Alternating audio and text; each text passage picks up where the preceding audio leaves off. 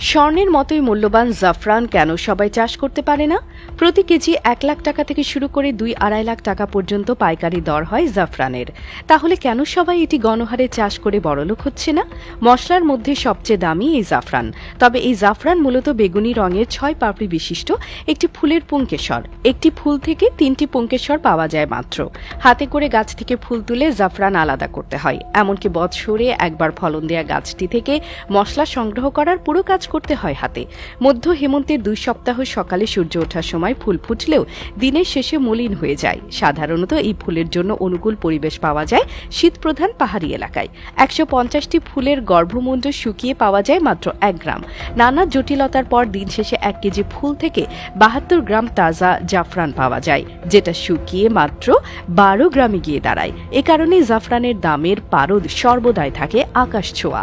চড়া দামে আর দুষ্প্রাপ্যতা বিবেচনায় বিশ্বজুড়ে মশলাটিকে আখ্যায়িত করা হয় লাল স্বর্ণ নামে। খাবারের সুগন্ধ আর আকর্ষণীয় রঙের যোগানদাতা মশলাটি মূলত ক্রোকাস স্যাটিভাস পরিবারের একটি লিলি জাতীয় উদ্ভিদ।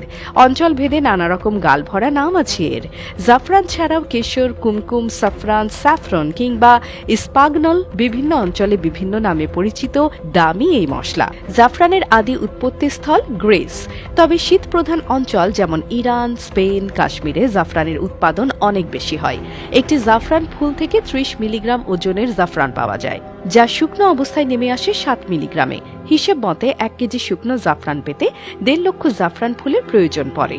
প্রায় 50,000 বছর আগে বর্তমান ইরাকের একটি গুহায় আঁকা ছবিতে রং হিসেবে মানুষ প্রথমবার বন্য জাফরান ব্যবহার করেছিল। প্রাচীন সুমেরীয়, অ্যাসিরিয়া ও ব্যাবিলনীয় সভ্যতার গ্রন্থগুলোতে ঔষধ ও রং হিসেবে জাফরান ফুল ক্রোকাস ব্যবহারের বর্ণনা পাওয়া গেছে।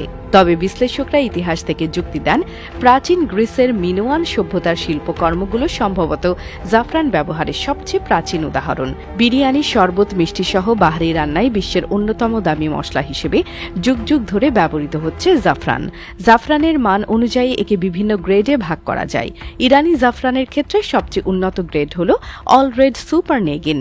এরপর যথাক্রমে আসে all red Negin, all red Sargol, filaments grade 1, filaments grade 2, filaments grade 3 ও ফিলামেন্টস গ্রেড 4।